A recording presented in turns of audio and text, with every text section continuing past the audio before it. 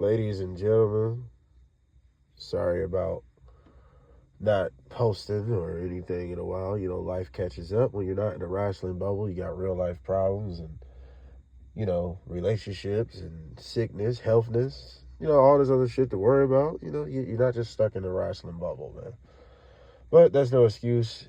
I appreciate anybody getting anything out of these videos. I appreciate anybody that likes, share, subscribe, dislike, all the other good shit. Let's get straight to this. This is Misdirection Part 2. So, yes, this is a rant. But I will be ranting and defending at the same time. This is in particularly WWE, Triple H's booking. I might add AEW in the midst of things. I might add a plethora of things because there's all types of stuff, as usual, that's always happened in the world of professional wrestling. So fascinating, right? Now, one of the biggest things, let's get on it. R-Truth was released. I'm hearing different sources that R-Truth contract is expiring and they're not going to renew it. And then some people even thought it was a prank of R-Truth playing around. Obviously, it's not a joke. It sucks to see anybody get fired. And then Carlito was released. I heard about that last night while I was at work. Now, I'm going to defend this. Why? You got people that's race baiting. Oh, it was racism having something to do with R-Truth release. Bro, R-Truth is like 50-something years old. I know he's probably a vampire or something. He's not telling us a secret on how he stayed youthful this entire time. But what more value R-Truth actually can offer in 2025? What value Carlito can offer in 2025? It was a good spinoff of nostalgia when Carlito came back. But if anybody really thought he was going to last 5-6 more years, you kind of has your expectations too high. Now, R-Truth is a different situation because he's been with the company so long, but this really just shows you nobody's safe.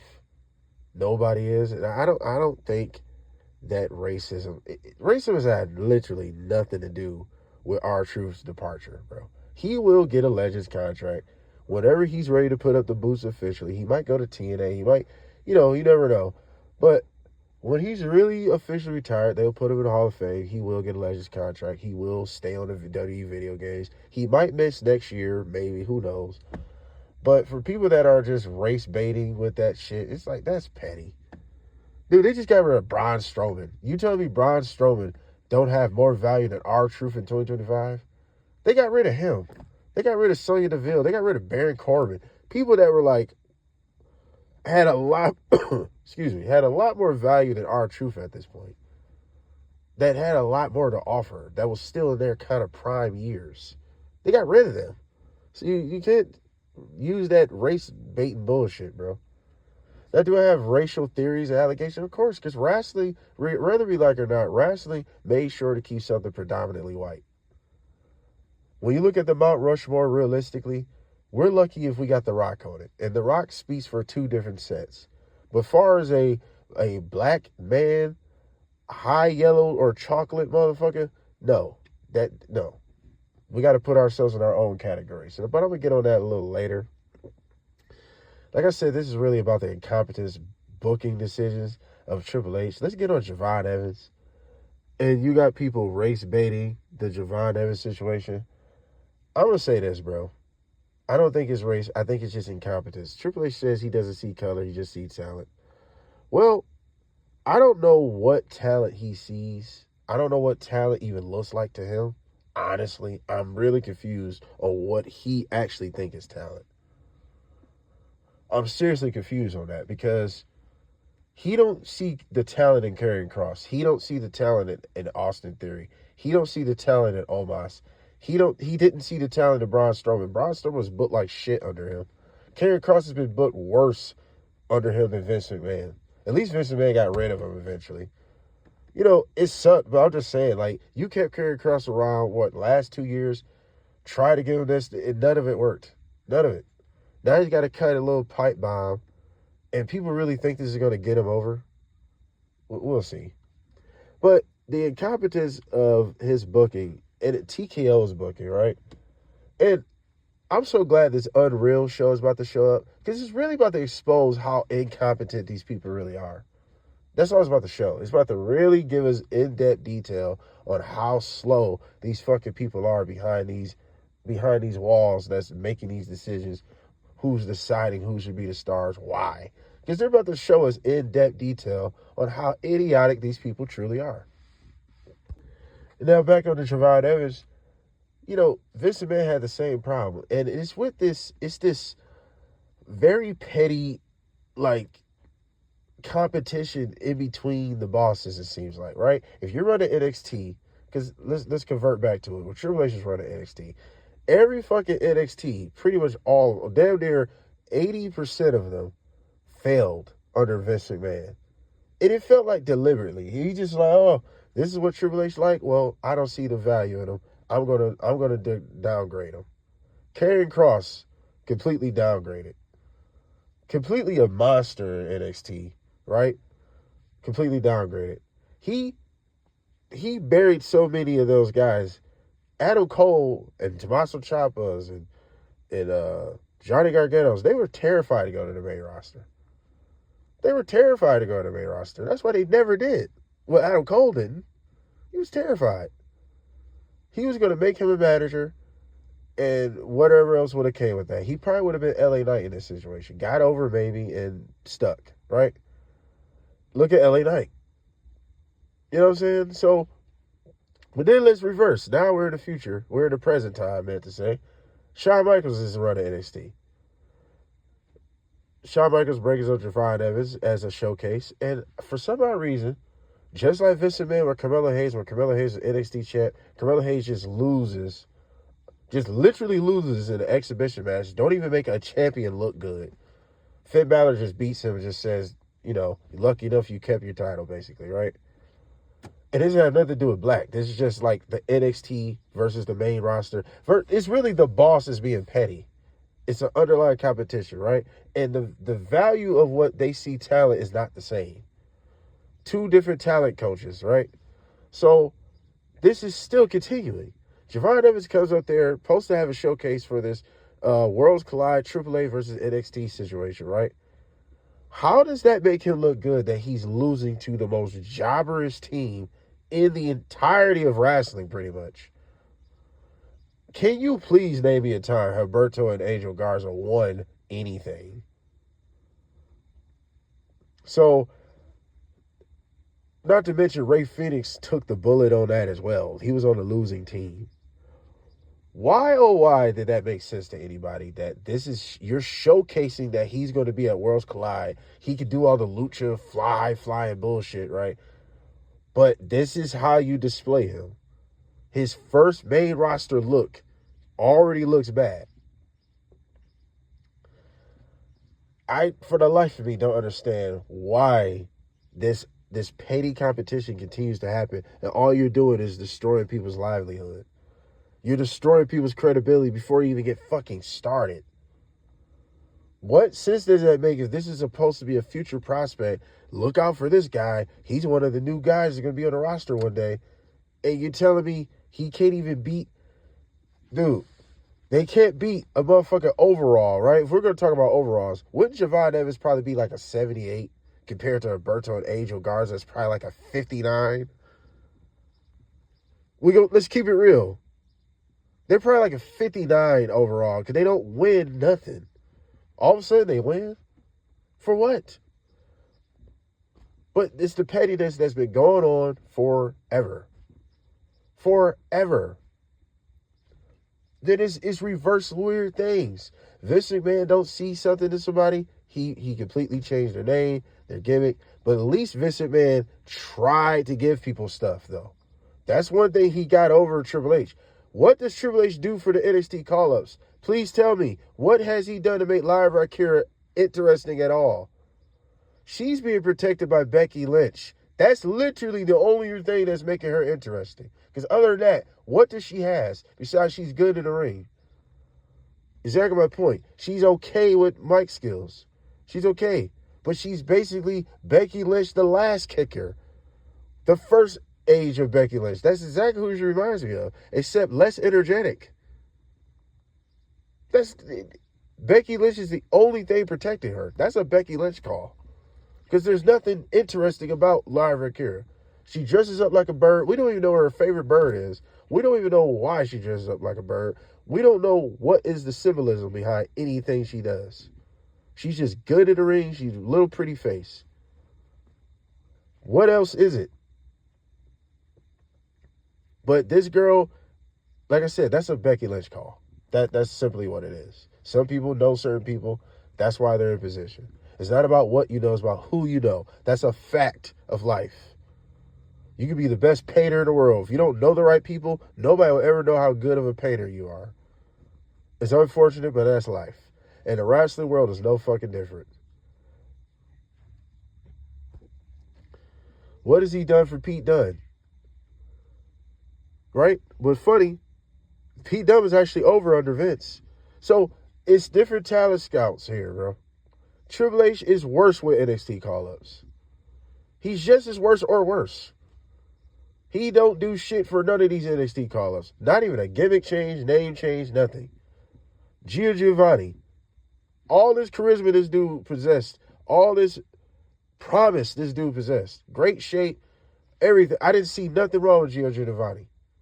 Gets rid of him. It seems like anybody that has any level of charisma or goodness or anything good about them, all this hidden potential, they don't survive under Triple H, it seems like. People that are dependable, they just got rid of R-Truth. Who was more dependable to him in the last 15, 20 years? Right? They got rid of Baron Corbin under Triple H. Who was more dependable than this guy? All these character changes and all this shit he was doing. Went to NXT to even get better. What did it do? Come on now. That's the incompetence. You got rid of Jinder Mahal is gone under him. I'm not even fans of these people, but I recognize talents though. I'm not saying Jinder Mahal was the greatest talent in the world, but Jinder Mahal still had a lot of value and promise. Baron Corbin had a lot of value and promise. Sonya Deville out of the women's division. How is Sonya Deville not one of the frontline girls when you brought up the mid-card women's titles? How's she not one of the frontline girls? She can talk. She's decent in the ring. Like, she has personality. I don't understand it. I don't understand. The women's mid-card division should not be this shitty. When you got all these girls just sitting around doing nothing. Ivy Niles doing nothing. Piper Niven and the Secret Hervis. They shouldn't even be a thing. Let's keep it real. Piper Niven should be a face. She's not a good heel. She should be a face. Chelsea Green should be a face. Alba Fire should be a heel. I think I see heel written on her. But when you have no characters and direction anymore, and everybody just got to be real, we just got to make everything fucking real. There's no more fun in professional wrestling. The Secret Hervis was so-called somewhat fun because it's like, you know, it's a gimmick. She's the female president. Cool. But when they are jokes, it seems like anything that's good is just a complete fucking joke. How entertaining Chelsea Green is, she's a joke. Even when she was champ, she was a joke. Come on, bro. Chelsea Green should be in the world title picture. Or let her continue to dominate the mid-card. She should not just win the title one time and that's it. Zelina Vega don't have no real challengers.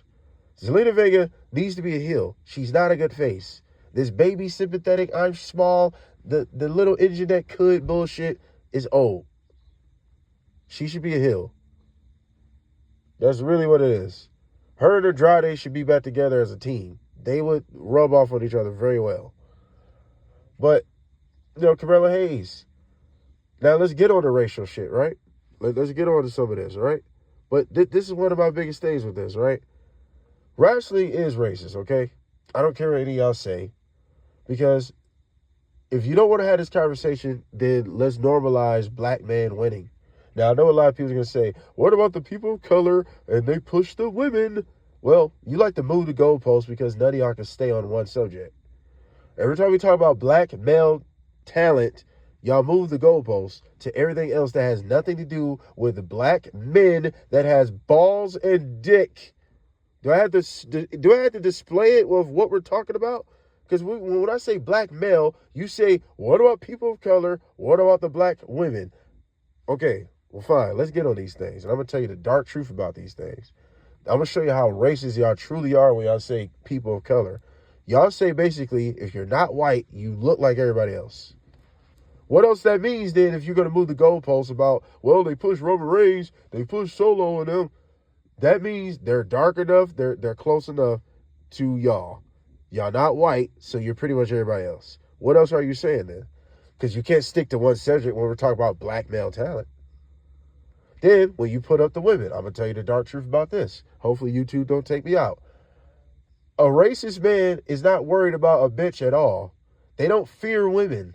That's still a man. He don't fear a woman. He don't find a woman inferior, or he don't find a woman to take his place in any metric. He's not worried about a woman. A racist man would fuck a bitch of any kind. Don't get it confused. He's just ashamed of it. He's supposed to be ashamed of it because his family made him feel ashamed of it. Most of these racist motherfuckers are obsessed with Jade Cargill. They will let Jade Cargill shit in their face. That's what type of kinks these dudes are into. They're just ashamed that they obsessed with these black women. So that's a fact. That racist motherfuckers will fuck black women, Asian, you name it. Because that's still a woman. They don't fear them. They're not intimidated by them on any level. Do you realize racist motherfuckers didn't even let their own wives vote for many years? That's a woman. They don't view them on the same level. Call it sexist all you want. It's just a fact. A man is not intimidated by a woman.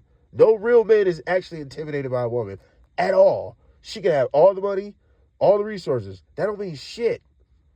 To a man, it just don't. We're not in competition. A real man is not in competition with his woman or a woman at all.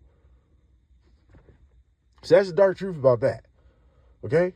So everybody want to move the goalposts and say that. And then, the biggest thing, because I said we're going to break up the racism shit, right? Oh, there's no black main event talent. Until you can argue me why Omos can't be a main event talent, I'm not hearing that shit. I can see if they didn't have Omos. Then I'm like, okay, they don't have main event black talent. They don't. People can say Montez Ford, but we haven't seen him even go in the mid-card yet. We don't even know how he'll do as a singles guy. I think it's time. I think it's time to break up Street Profits. Split them up. They don't have to have a feud. Nobody want to see that feud. Nobody want to see that. Break them up. One go to Raw, one stay on SmackDown. Same thing with New Day. Nobody wants to see them have a feud. Break them up. They are two big black acts right there. New Day. This is the New Day. Street Profits too got a lot of credibility, but New Day is legendary. It's time for them. It's been time for them to break up. One of them stay on Raw, one of them stay on SmackDown. Those are four black acts that could be in the mid card right now. I'm not even asking for I'm not asking for all the black guys to be main event level because they're not. They're not. Omos though, there's literally not one. Please get in the comments. I need somebody to get in the comments and tell me why Omos can't be a top guy within a year. All you got to do is build him up right now. Within a year, he can be world champ. Please tell me how he can't. He has a cheat code, unlike so many other people on earth don't have. So that's just my thing on the so-called racial situation. The racial allegation situation, all that other shit. Like I said, wrestling's racist, right? That goes for AEW, that goes for all of them, because it's still a taboo. And then I want to get on one other thing, then I'm going to get off the racist shit, on why I feel like wrestling always will be racist, and always have been, because I like to ask, is Booker T that much less better than Sheamus? I'm asking that because Sheamus was a 4-time world champ. But Booker T was a 1-time world champ. It's King Booker. You tell me King Booker could have been a 3-time world champ? I'm just asking a simple question, right? And then with this idea that it's never been, reason why I feel like wrestling will always be racist, because they will never, and I mean never, have a black prospect that they will force down your throat like they forced Roman Reigns. So you telling me Lashley in his rookie years was so much worse than Roman Reigns in Roman Reigns' rookie years? Really think about that for a minute. How good was... So Roman was just way better than Bobby Lashley in Bobby Lashley's rookie years. Let's compare their rookie years together. How is Roman so much better? Roman couldn't talk for shit. So what you going to say? He had the look. Well, I'm going to tell you what the look is without y'all saying it. It's you look white enough. If you didn't know any better, Roman Reigns looked like a white man with a good tan. That's a fact. Until you get to talking and you see his demeanor, you're going to think he's a white man with a good tan. It's that simple. Hopefully you two don't take me down for keeping my truth. I'm not jeopardizing my authenticity for bullshit. I don't care how people feel about it. This is how I feel, right? That's what the universal look is, the look, right? But then I'm going to break that down, though. If the look is that, how do you explain Chris Rock and Samuel Jackson? You ever heard of these people? Are they universally appealing, but yet they got millions of movies in Hollywood? These are some of the greatest actors and comedians of all fucking time. How do you explain Forrest Whitaker? You ever heard of him? Another amazing actor. How do you explain him?